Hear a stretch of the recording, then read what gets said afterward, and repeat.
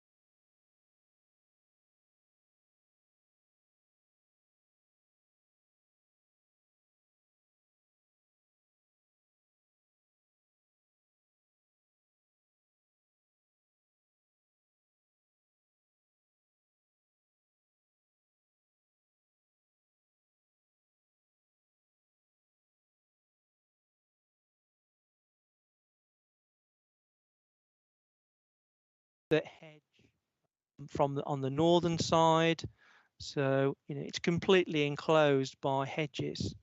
On the northern side, so it's completely enclosed by hedges. This is a photograph of in the background. You might be able to. It's completely enclosed by hedges. This here, you might be able to just see some plant. That's the sewage treatment plant. You might be able to. This area would not be affected by the proposal. It's going to be left. You might be green area. There is then a hedgerow here with hedgerows, trees, and behind this hedge, between this hedge and the fence for the sewage treatment, is the public right-of-way that crosses, and it travels in that direction across the photograph. And the fence for the sewage treatment is the public right-of-way that crosses, and it travels in that direction across the photograph. This is the. I'm now at the northern end of the field, the other end opposite from the crossing. This is to give you an indication of the field. That is an access through to the existing field behind. That is the southern hedgerow that will be retained. This is the northern hedgerow that will be retained, and in this location you'll be able to see the screen bund running along here, and then back along there, and then around there. You'll be able to see the plant site here again, the screen bund running along here, 6 meters high, stockpiles 6 meters high, and as I said, the hedges are between 8 and 10 meters high, so all those activities should be screened.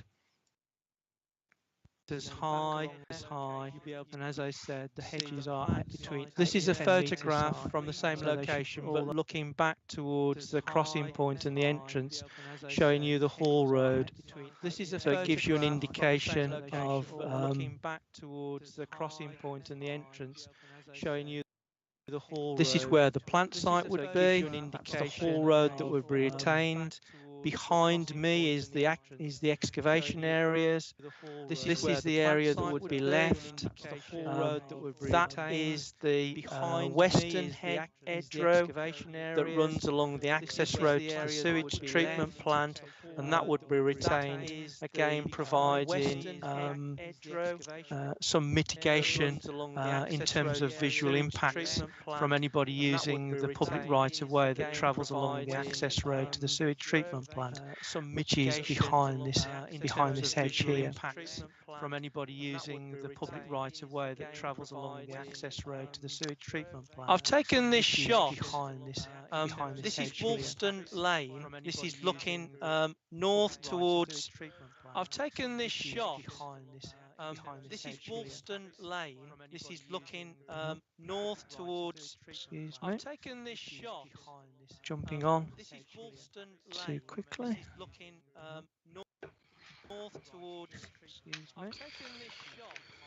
Jumping on. This is Woolston Lane. Too quickly. This is looking north towards. Excuse me. I've taken this shot. Jumping on. This is Woolston Lane. Too quickly. The point of showing you this photograph is that Woolston Lane is this here. Get it, the point of showing you a few technical problems, but there you go. This photograph is that Woolston Lane is this here. The point is showing you. This is Woolston Lane. It's travelling north up to the village. The whole point of seeing it, pointing this out to you, is to tell you that I'm standing at the access road to the sewage treatment plant. The hedgerow on the left is a tall, strong hedgerow along the lane itself, so that when we're talking about visual impact, the processing plant is some distance. It's a field, and before we get to the existing field, and also this hedgerow. And it was just, and the other thing I was going to ask you to do was just to look at the power plant in the next photograph to give you an indication. I wanted to show you the distance and the mitigation measures between the processing plant and people walking along Woolston Lane. I wanted to show you. Let's move on. So there's the overhead power lines. This is a horse paddock. This is the field between the processing plant, which is to the left, and that hedge is the hedge to the Woolston Lane. So there's quite a bit of a gap between the processing plant area and Woolston Lane. Which is to the left, and that hedge is the hedge. These are the proposals. So this is a map, a plan showing the proposals. I've just showed you generally the photographs of what it looks like on the ground. This shows you a plan showing the proposals. I've just showed you generally the photographs of what it looks like on the ground. This shows you my control button seems to be. I'll just generally the photographs of what it looks like. It shows you the bund, which is in dark green. You can see a lorry turning area in black hatching. You can see the processing plant with stockpiles, and you can see a brown stippled area, which is the concrete apron. All that area would be stripped of soil to create that 3-metre high bund. But as I've said, the hedge around the site is between 8 and 10 metres high. So all those activities should be screened by that mature hedge. The site is between 8 and 10 metres high, so all those activities. There's a more detailed plan showing the location and the layout of the processing plant. You can see a ramp, and you can see if I can get the location and the layout of the processing plant. You can see a ramp, and you can see. There we are. That's the ramp. So material would come in. That will be an articulated dump truck. We'll bring the material from the excavation back, tip into a hop. It will be then fed through that feed conveyor, and this is a washing plant that washes out the sand from the gravel and also the fine material. These are the gravel stockpiles that will be created as they pass over various screens, and the fine material. You've then got this the sand plant that separates out the sand into fine sand and coarse sand. And I think that's the generator that's proposed, a small diesel generator. That's a cabin that will be erected to provide for controls. And as you can see, there's a control mounted panel. A lot of these things now are done by remote control, and also they are purpose built. This facility is now that is a semi-mobile facility called an Agwash 60.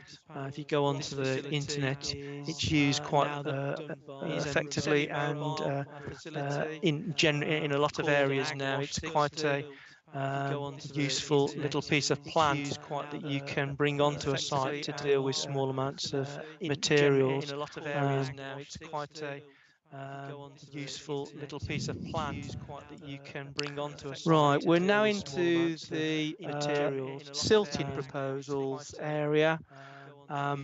This is the clear freshwater lagoon. Silting, point out a few things for you. This is the clear freshwater lagoon. Don't hold the, forgive me, not holding the. This is the clear freshwater lagoon. Don't hold the, forgive me, not holding the. This is the clear freshwater lagoon. Don't hold the. So we have a bund of materials in the on the backdrop. The hedgerow that you can see is the separation between this phase of phase 5 and the northern area. This is the clear water lagoon, so water would have passed through the silting proposals, be stored in this area, and then it would be pumped back to the processing plant for use in the washing plant. And effectively, you've got a circulatory system, so all this water that could be contaminated by the silt goes into the silt lagoons, and it goes round, as I say, as a circulatory system. Contaminated by the silt goes into the silt lagoons. There is the gap between, on the right-hand side of the photograph, that's the water area, that's the clean water lagoon I've just showed you. The other side, I'm now going to show you, on the other side of this green track is where the first silt lagoon will be located. And there it is. Basically, the pipe work will come in from the left-hand side. It will run along the bank and be deposited into the water area, and they will deposit the silt through the pipe into the water area, and it will build up from the bottom, and they'll keep moving from south to north to be able to create sort of beach areas to be able to allow the silt to spread out. The trees on the left-hand side of the photograph are the edge of the river Avon, and that's about 30 metres from the current extraction one, in accordance with the existing permissions. Are the edge of the river Avon, and that's I've shown you this photograph while I was out there. This is it isn't the pipe that will be used, but it will give you an indication of what type they will be using to be able to transport the silt from the processing plant to the silt lagoon areas for disposal. They will be using to be able to transport the silt. This is the northern part of phase 5 that has been stripped of soils and is about to be excavated. Once it's excavated, it will also be used as silt lagoon 2 for future deposit of silt. But that was to give you an indication of what things look like now. So it's not a void, it will be a void, and it will be used for silting purposes. For silt, but that was to give you an indication of what things look like now. So it's not a void. I think at this point I'd like to just point out but that was to give you an indication of what things look like. The River Avon. So it's not a void. In the report, we have a detailed section called Habitats Regulation Assessment. You might be wondering why we are dealing with a habitats regulation assessment issue in this case. What has happened is that because of recent case law, the County Council now needs at the moment to be looking at proposals where they impact on the River Avon. The issue is that there was a case in Ireland where the impact on an international site, in that case a special area of conservation, they did not take into account rivers and streams that were hydraulically connected. So we've been notified by Natural England that we need to have a look at the implications for anything to do with the River Avon because it's hydraulically connected with the Severn Estuary.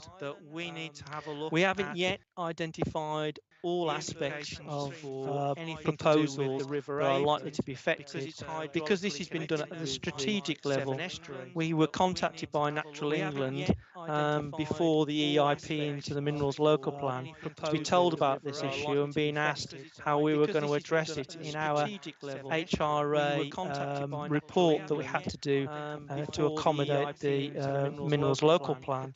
We haven't finished that work, so to some degree we're treating this proposal as a worst case scenario, probably a one-off. We might not have to do it in the future, but if we don't address this likely impact, and what we're concerned about within the River Avon is the potential for fish, European eel, Atlantic salmon, trout. So we have to assume that those fish that are the fish that are protected in the Severn Estuary will also appear in the River Avon.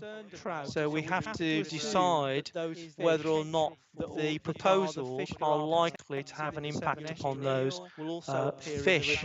We don't know whether they are all there. We have to assume that they are. So in the relationship between this silting proposal here, there is a potential, we don't know whether they are all very unlikely, but a potential for any silt that's located in that void to be washed out at some point and to travel into the River Avon. If it does that, it has the implications of reducing oxygen, water quality, and therefore having a detrimental effect on the fish. We don't think that's likely. So what we have done as officers is to take a precautionary approach, assume there's going to be a problem with the Avon, assume there's going to be a problem with the silting, and to carry out what is called an appropriate assessment. We are the competent authority. The competent authority has to carry out this, and we've done one at project level stage. We've gone into quite a lot of detail about the implications of rising from that, but our conclusions are that this silting arrangement is already very well controlled, very well designed, so the likelihood of having a significant effect on the River Avon and therefore the River Severn Estuary, so much further down from where it joins the River Avon, is very, very unlikely. And I thought I need to tell you of this because there is a section in the report down from where it joins the River Avon is very, very unlikely. Here's a plan showing the silting proposals. There is a section in the report down from where it joins the River Avon is very, very unlikely. Here's a plan showing the silting proposals. Trying to learn how to use these controls. So you've got a silting area on the bottom left-hand corner of the plan. That's one of the photographs that I showed you.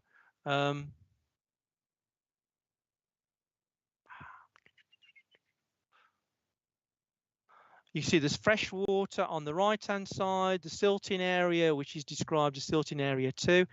The photograph showing you where the soil had been stripped, that's what that area will be. That will be a void and it will be used for silting. So there's the two silting areas and the fresh water. They've also showed at the top when we were consulting the flood people, and they asked for more information about the extent to which that flooding incident would actually overwhelm the existing silted areas, and they've asked for another area to be included. So you can see a green area which says worked out void available to accommodate emergency water capacity.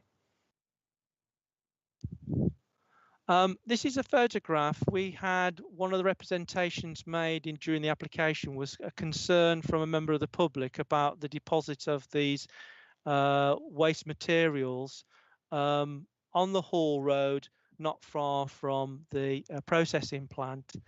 There was a concern that they would be polluting, have an adverse effect on the environment.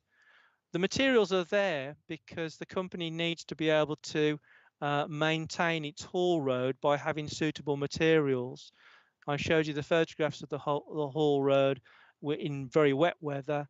They need to have a stable bound, and we think it's reasonable to have some stockpile material available along the haul road to be used for maintenance purposes. So whilst we understand the concerns of the local resident, we think it's quite reasonable, and we would not be taking or recommending to you that you take enforcement action to get these materials removed. This is the restoration plan.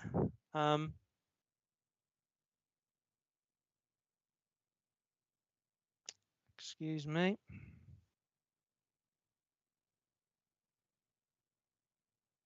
This is the restoration plan. We've included now a green area below the water, where water areas which will be the processing plant. You can see the sort of diamond area. That is now going to be returned to agriculture as a horse paddock. The access road, haul road, and the silting proposers all those pieces of plant, equipment, and structures will be removed on restoration. And this is the approved restoration for the existing plan that will be used to secure the necessary works and aftercare. So that is the end of my plant show. The next point I'd like to point out to you is that as far as we're concerned, the main issues are greenbelt, whether or not the proposals constitute an appropriate development or not. As far as our report goes, we believe that the access road, haul road, screen bund are appropriate development and will maintain openness. We think the processing plant is inappropriate development, but is likely to have limited harm. But there are very special circumstances which are set out at paragraph 6.38 in the report to justify allowing the proposals. Noise, there has been a noise report carried out which has identified that with mitigation, erection of a screening bund, and with existing controls over noise activity, then there should not be any unacceptable adverse impact. Dust, because of the nature of the material, it's wet, it's unlikely to create a dust problem from the stockpiles or from the processing plant itself. Visual and landscape are other issues, but as you saw from the photographs I showed you and the plans, there is screening around the site. It would be a temporary operation, and it is not a great change from the change that's already permitted. And I showed you the plan of the 5-meter high overburden and soil storage facilities that had already been permitted. So we're talking about a change of use. And then biodiversity, I've mentioned the HRA issue. So in conclusion then, this is a planning application seeking a standalone permission for a weighbridge, use of existing access and internal haul road, erection and operation of a mobile processing plant, erection of a screening bund, and to use permitted excavation voids to dispose of silt and to store clean water. and to install pipes and pumps to transport the silt from the plant site to the voids for a period of 3 years at Woolston Quarry. This proposal would take place wholly within the existing permitted site. Save for the processing plant, the proposals would be appropriate development in the Greenbelt. But we believe there are very special circumstances which would outweigh the harm of the inappropriateness of the processing plant itself. The integrity of the Severn Estuary Special Area of Conservation, Special Protection Area and Ramsar site would not be adversely affected by these proposals, because the competent authority has carried out an appropriate assessment and found there to be no likely effects on the integrity. Potential adverse impacts on amenity in environment and transportation have been assessed, considered, and subject to conditions can be controlled in an acceptable manner. Save for the processing plant, which is considered to be inappropriate development in the Greenbelt, but for which there are very special circumstances, the proposals overhaul accord with the development plan and other relevant planning policy, and as such the application is recommended for approval subject to planning conditions set out in Appendix B and a Section 106 agreement to maintain the current HGV routing to avoid Woolston and Ryton Village. Thank you, Chairman. Thank you very much indeed, Paul. It is a detailed presentation, and I appreciate that. But I think that, as you mentioned, that you have to get a lot of boxes ticked in this particular case because we don't have our strategies in place yet. So I think, again, a very thorough presentation. Before I bring in Councillor Roth, I'd just like to check that we are okay to continue, because obviously if the live stream is not available, we do potentially have a problem with the vote. Can I confirm that with Ian and Helen, please? Helen, do you want to go first and tell us what the state of the live streaming is, and then I'll comment on the law in light of that.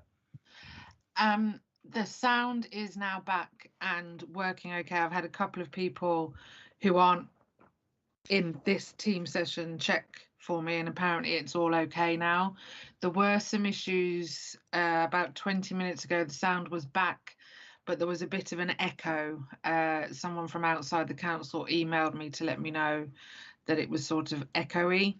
That seems to have now been resolved, and everything's okay now, but I don't know how bad it was until I have a chance to go back and look at it. Okay, in that case, I think it is okay to proceed. We have had a period of the meeting when it has not technically been open to the public, but the members of the public who would not have been able to hear for a short period were not people who would have been participating in the meeting as public speakers or otherwise. And I don't think the effect of that, although there's a legal requirement that our meetings be open to the public, I don't think the effect of that would be to invalidate your meeting or your decision. If we still lacked or sound at the time you'd had come to the vote, then that would have raised another legal issue about whether you could be deemed to be attending the meeting. But thankfully, I think we're spared that problem. So I think, notwithstanding that some people would not have been able to hear for a short period, you can go ahead. Thank you very much, Ian. Appreciate it. Okay, now we're opening up to technical questions. I have the first is Councillor Roth. Kate. Thank you, Mark. Could we remove the screen sharing, or does that? Yes. It doesn't matter. I just wanted to ask just some clarification around the reducing the potential reduction of oxygen on the River Avon to the fish. I just want, so you're how much percentage sure that this will not happen? You weren't really clear on whether it will or won't. my question to you is, if it did happen, if there was that kind of contamination, what will happen, and what can be done to stop it happening?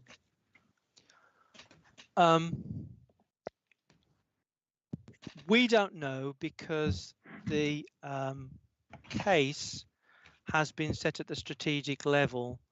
So we don't know at this stage whether all of the River Avon is likely to be affected. For the purposes of carrying out the assessment, we have to assume that all the River Avon is potentially affected. That's why I was vague, because we don't have the evidence. What we're doing is a worst case scenario of carrying out an appropriate assessment and looking at the implications. We don't think it's likely, because the what you would need to happen would be for effectively a bit of a tidal wave to come from a flooding incident and literally force out the silt into across 30 meters into the river, to be able to then create some sediment and reduce oxygen. We just don't think that's going to happen. Equally, we're only talking about 45,000 tons of silt. This is literally what was been left over from what's left over in the site now. We're down to 300,000 tons of materials to be processed. So we're only talking about 45 at the worst case, because it depends on the level of silt in the site. And the company have told me there's been a lot of variation between the amount of silt. So we don't think it's likely at all. Okay. What the implications are is that, as you can understand, if you put silt into the water, you're going to remove oxygen, you're going to change its colour, quality, and what tends to happen, you'd have to stop working, and you'd have to. But I don't know. I'm not an expert on the river, so I don't know what you'd have to do, whether you'd have to take the fish out or whatever. But as I say, we don't really know whether or not the fish that are within the conservation objectives are actually in that part of the River Avon. I'm not sure whether that helps or not. Yeah, thank you. Okay, thanks. Okay, are there any other technical questions that members would like to ask of Paul, or not forgetting Mr. Briggs? Mr. Riley. Thanks, Chair. I'm going to try and turn my camera on, albeit. Paul, can you stop sharing the screen now, please? Okay. Can I just ask a technical question, please, Chair, about site restoration? So I know under the County Council's waste strategy, there are considerations for all minerals extraction sites to be used for landfill as part of the restoration programme. So having read all the conditions, there are some nice conditions in the report that talk about restoration, but I can't see any mention in the report as to whether the excavated areas as part of this application will be used for landfill post-excavation and then restored, or whether they will be restored without landfill. Does that make sense? It's pretty clear that none of the proposals will be subject to infilling. The access road will be removed. The haul road would be removed and restored. The processing plant area, the soils would be stripped. They would not bring materials in to change the levels in any way. The soils would be created as a bund. The bund would be taken down and the soils would be respread. The excavation void that I mentioned, which is phase 5, is actually going back to a whole series of water features. So they're not infilling within that and never were. If that helps, Councillor. Yeah, thank you, Chair. So can I just have a follow-up, please, Chair? Carry on. So excuse me, Paul, I've read through it all. When's the anticipated restoration period? It will be between, in my calculations, summer 2024. They have on the existing site, a planning condition that limits the restoration and the cessation of works until October 2024. Well, in reality, as I said to them, you're going to have to take the plant down to be able to then restore afterwards to get in that time frame. So I think the plant will have to come down in summer 2024. So you've then got something like August and September to put the soils down to be able to then reseed and complete restoration works. Thank you very much. Councillor Rickards. Thanks, Chair. I've just got, I need a bit of, oh, whoops. Hello, can you still hear me? Yes, we can, Councillor, yes. Oh, because something weird's happened on my screen. Okay, it's just a section on 638, the very special circumstances list there. It seems to me, with respect, a little bit thin. The only one that's listed there that I sort of recognise as a more conventional special circumstance is the mention of the use of valuable mineral resources, which members have approved. The others seem to me more about what you might call the conditions of development, even maybe shading into mitigation. So, I mean, is it possible to have a bit more explanation of what those very special circumstances really are? Okay, at 638, the first one, this development would be carried out wholly within the permitted boundary. So we're looking at the extent to which this could be replicated elsewhere. In order to be able to, for somebody else at some point in the future to come forward and say, oh, well, this is a very special site, they'd have to demonstrate that it was wholly within the permitted boundary of an existing site. And we think that's quite special in relation to the sites in Warwickshire, that somebody would be able to effectively fit in a processing plant after the event into an existing site. The proposed plant will be located on land which has already been permitted for operations which are ancillary. That was the point I was making about showing you the working proposals in 2012, and also making the point that the where the processing plant was already permitted for soils and overburden storage, and that remains. The fact that it wasn't used and then isn't then available to be reused, we think is fairly special. I can't think of anything on an existing site because they're all very tightly controlled. The processing plant would only use minerals extracted from the permitted site. So effectively, we're not taking on board proposals for importing materials from other locations for processing. We think that's a very special circumstance and certainly has been accepted elsewhere by the council. It's a temporary period of 3 years.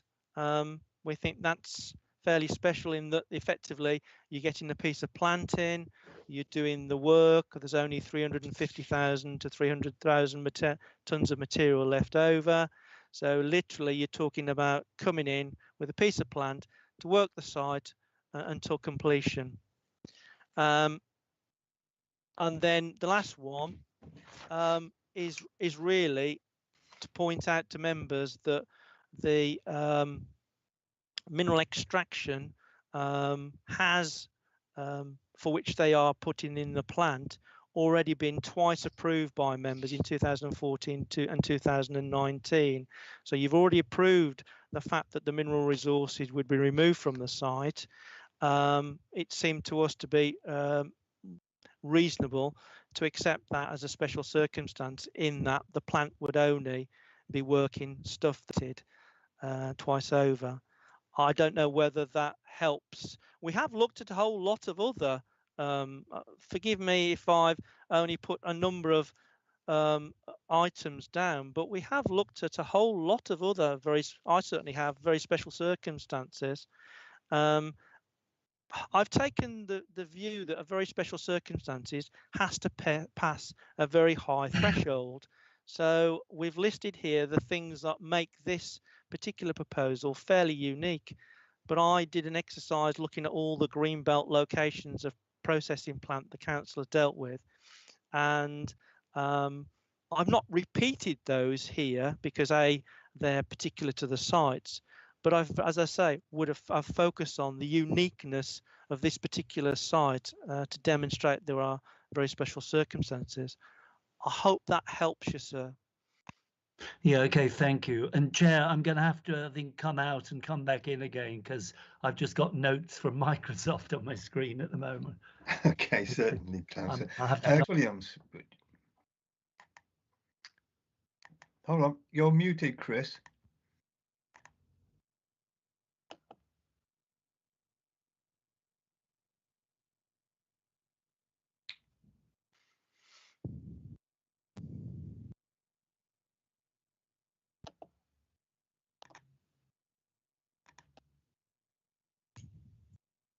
Can you come in, Chris? Can you hear us?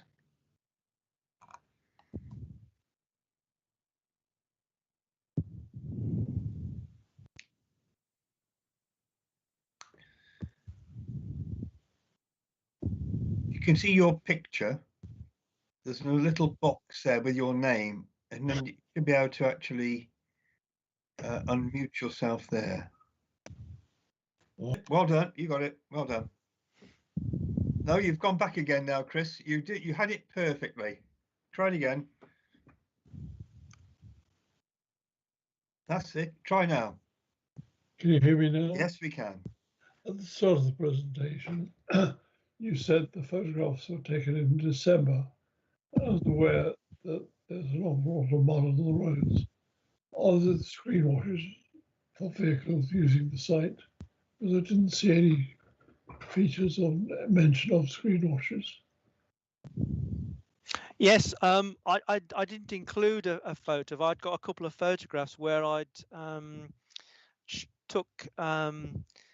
watched a vehicle while I was there using the wheel. There's an existing wheel wash there, and what happened there is because it was there was so much deposit on the wheels, he stopped and with I think it was a crowbar took all this clay material, this material out of his wheels before he left the site. But because the existing wheel wash facilities aren't being changed, I didn't add in the photos. But yes, they do use the wheel wash. I saw it myself. I've taken photographs. They will continue to use this. I know there's been problems in the past about the wheel wash facilities. The company do respond when people raise complaints, and they do use a road sweeper along the site. There wasn't a road sweeper on when I was there during December, and I think it was probably one of the worst days. It had been one of the worst days the day before. The day I went there, it was quite dry, but you can see all the water and all the mud around. I hope that helps, sir. Yes, fine. I'm content. Thank you, members. I don't see any other hands up for technical questions. Therefore, I'm going to move into debate. So do I have any members who would like to start the debate? I'll kick off then. I'll say that, again, I mentioned a very thorough report by Paul. Thank you. Obviously, we got classic greenbelt again. And again, we come down to those criteria. I think it's the 5 criteria to assess the impact on greenbelt. And I think Paul's done a good job on presenting that. And again, although we've had this many times, members, it is a short duration in this particular case. We've actually said sometimes 20 years is a short duration, but in this particular case, it is only about 2 to 3 years or 3 to 4 years maximum. So although I appreciate the harm, etc., that has been will happen, I think that given the circumstances, given the fact that we are obliged to extract our minerals, I think this is a reasonable proposal. And the other thing I would comment on, and I did ask the officer this previously, is were there any complaints about the actual company? I think it's Smiths, isn't it, Paul? And no, apparently they are a very good operator as well. So I feel quite comfortable in that respect. Are there any other comments by members? No, in which case I am quite, oh, Councillor Simpson-Vince. Sorry, yes, I was trying to get to the buttons quickly there. Let me put my hand down before I start. Yeah, Smiths have are quite a good operator in the sense that we don't get lots of, well, the local community don't seem to get lots of complaints about them, and they do respond if there is an issue. So I think in terms of, you know, the operation of this site, I don't see there being a big problem. It's an incredibly thorough report. I can't think there's anything that's been missed, and I think the combination of the detail of going through and making sure it's going to work for the local community, as well as the known operator in the area, is shown by the relatively low number of objections. I mean, in something like this, sometimes you could have pages and pages of objections, and we're just not seeing that this time. So I think that just shows that this has been well worked through, well thought through. There's been the proper consultation and everything's been considered. So I'm quite happy to move this for approval, Chair. Thank you very much indeed. Councillor Riley.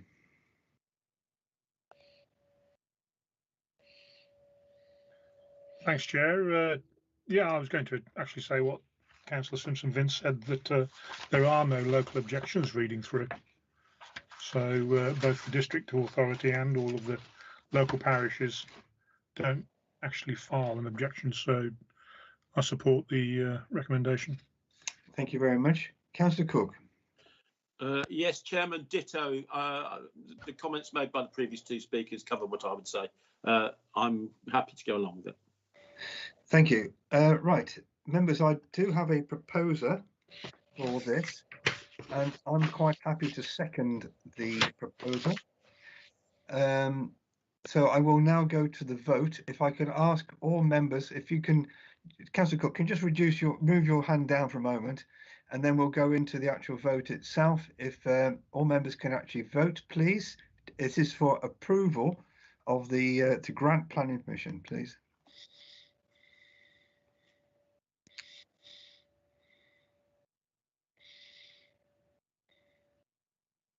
Thank you. And yes, Councillor Williams, got you as well. Thank you. Councillor Rickards, you're not. Oh, yes, you are. You're back. 3. Excellent. That's unanimous, members. Thank you very much indeed. This committee therefore resolves to grant planning permission for planning application RBC/20